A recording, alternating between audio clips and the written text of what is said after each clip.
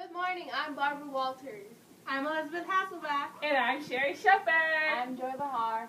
I'm Whoopi Goldberg. And we are The View. Hello everybody, today we're going to be talking about someone very important to us who played a very special role in the Harlem Renaissance. Gwendolyn B. Bennett was known for her short story, Wedding Day. She was overlooked for her poetry. I loved her poetry. I actually have one here with me right now.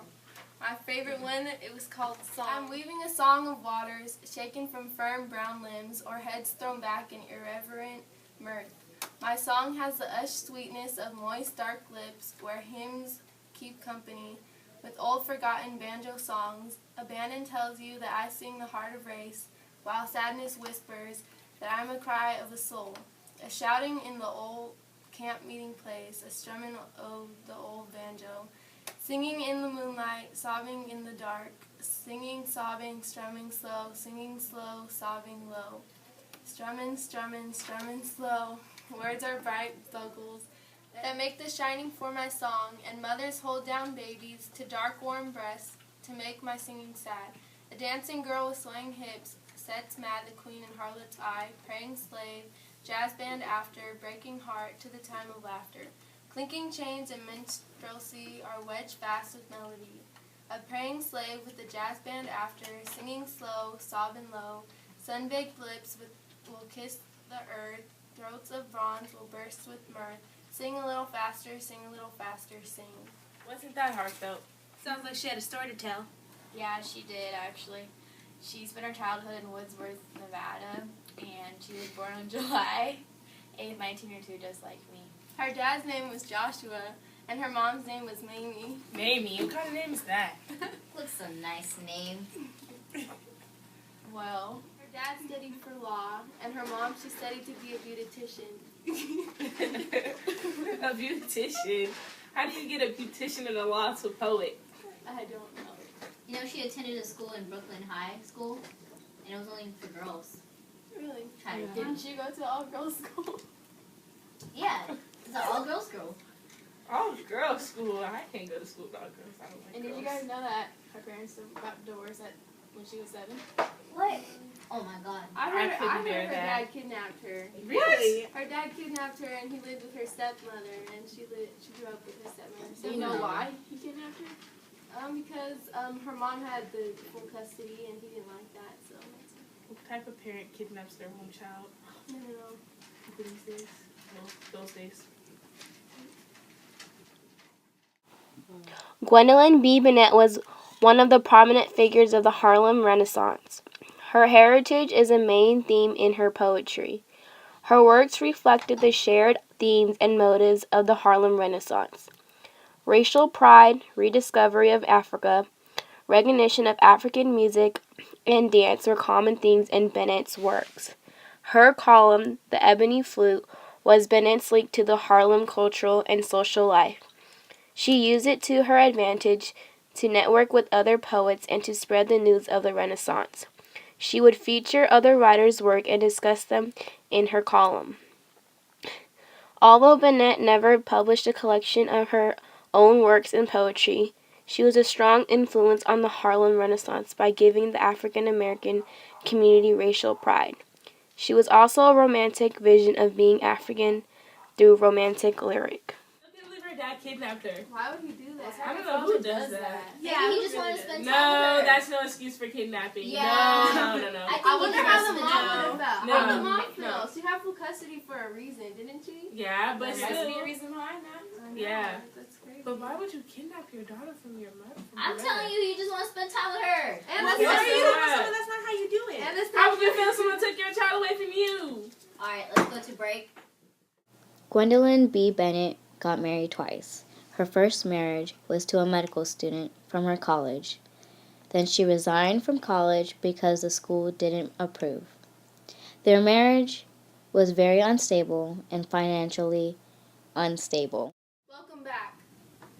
You know, I can't believe she went to an all-girls school. Is that where she became such a good poet? What Yeah. does that have to do with anything? It was called Brooklyn High School for Girls. Oh. She became the first black member of the school's literary and dramatic societies. Well, that's interesting.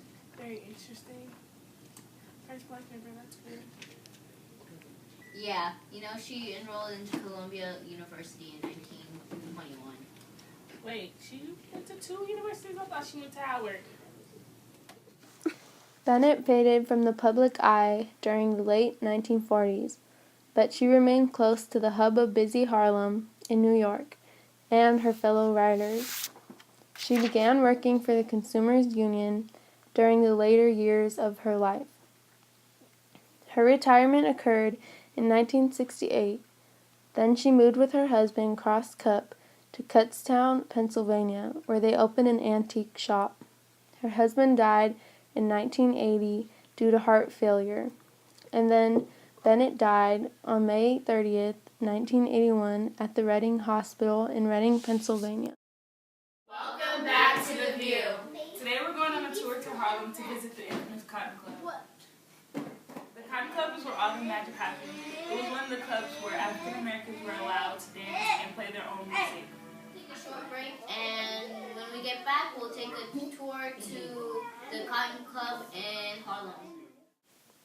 African American jazz culture has an amazing influence upon popular culture in the 1920s due to availability of these recordings to white upper middle class listeners. Jazz music influenced all aspects of society. Jazz poetry, fashion, and industry were affected by the basement music that took the United States by storm. Jazz music also exacerbated the racial tensions in the post-war period.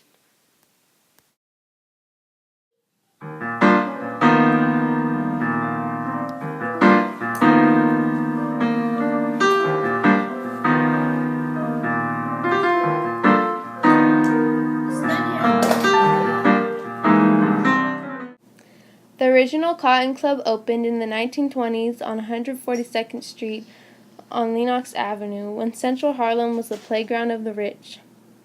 The club was segregated in the sense that only white patrons could enter the establishment, while all the service and entertainment was provided by black entertainers who often worked jungle themes or black-face parodies for their guests. If you were a black woman and wanted to perform there, you had to be light, bright, and damn near white. After the earlier years, what did emerge from this historic venue was the legendary jazz history.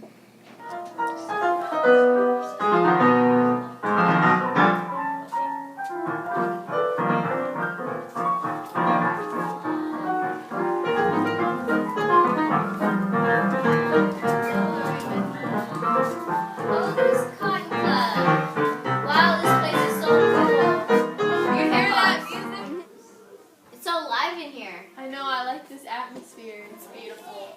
I guess this is where they played music and danced and stuff. Yeah, it's so historical. It feels great to be a part of history.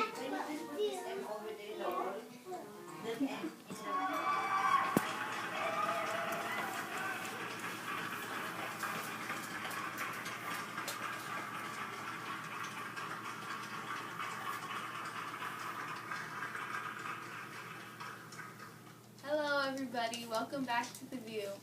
The other girls had so much fun at the Cotton Club that they had to stay there. Yeah, it's so different how clubs from back then are so different from clubs now. It's just amazing how it's changed. The music, it was jazz back then, now it's different. Yeah. Catch us next time. We'll be talking about Ann Spencer. She's also from the Harlem Renaissance. Sure, you tune in next time. I think I raised my hand too early on. I raised it too early. I looked down. Yeah.